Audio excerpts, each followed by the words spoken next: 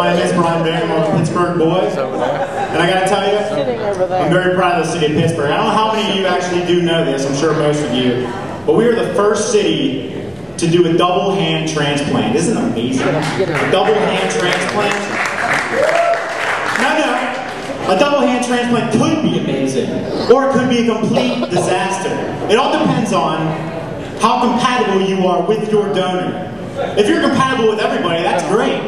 You know, then you can just go through the catalog and see what kind of hands save me. You know, you can say, oh, here's some nice construction worker hands, you know, 1960. That says I'm a vintage guy, but I'm also a hard-working guy. Or maybe you want some classic piano player hands. That's something you could show off to the gentleman. You know that? Or maybe you even want a nice pair of 2004 little kid hands, you know?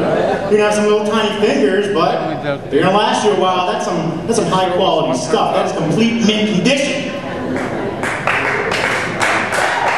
Me, myself, I'm more of a 1990 Shaquille O'Neal All-Star model hands. Those are my hands. What am I going to do with these hands? I'm not going to play basketball. I still can't jump just because I got huge hands. But I could get on the professional dodgeball circuit, no problem.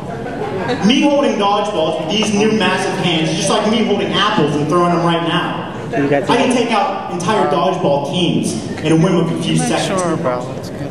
Yeah. We'll be leaving in a minute. Just like that. I'll bring down your turn for you. Okay. It can even be the new trend because they'll see what I'm doing with these hands. You'll be watching The Price is Right one day, you'll be watching the Showcase Showdown, and they'll say, what are you going to do with that new car without a brand new pair of hands? And that's what it's going to be, the Showcase Showdown, a brand new pair of hands for you. But what about the completely evil part of a hand transplant? What happens when you're not compatible with absolutely anybody? All of a sudden you wake up from your new hand plant surgery, you look at your new hands ready to start your new life, and all of a sudden you realize they got these hands from some donor that just got off death row. You got 6 stains in between every one of your fingers from where the guy smoked 3 packs a day. Every last one of your fingertips got gnawed off by this guy somewhere along the line. It says kill right across your knuckles. You don't live with that, right? Thank you. And you guys ever been to a Golden Corral? I saw a commercial for the Golden Corral the other day. It was wonderful. There's a family of 4 sitting around a table, all healthy people, all loving individuals. It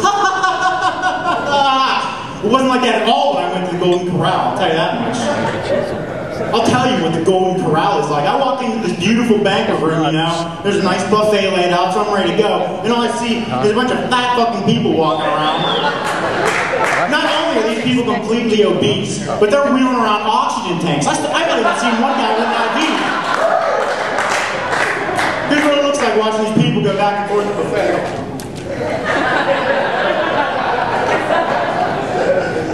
I had to look around for a second to make sure that I was in some sort of shelter for hurt and abused penguins.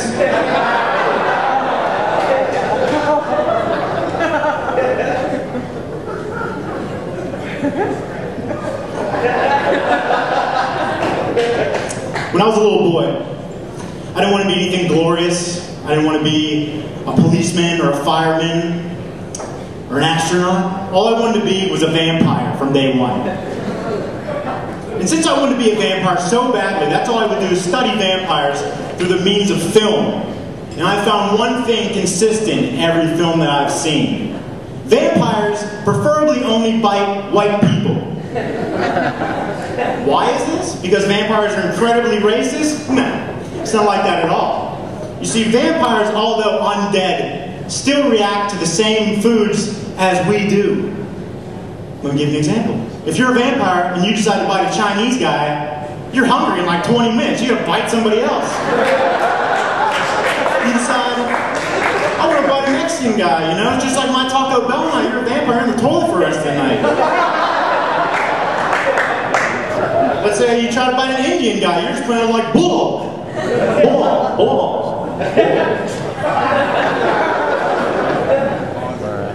I've been watching a lot of hockey lately, and I can't understand one thing.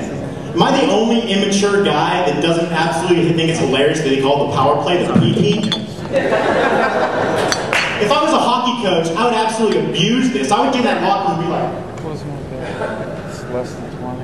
You boys have the sloppiest pee-pees I've ever seen. Awful pee-pee. Awful pee-pee. You boys better get back out there. I don't care if there's blood in the middle of the period. You stick it out and you score. Thanks for having some laughs with me.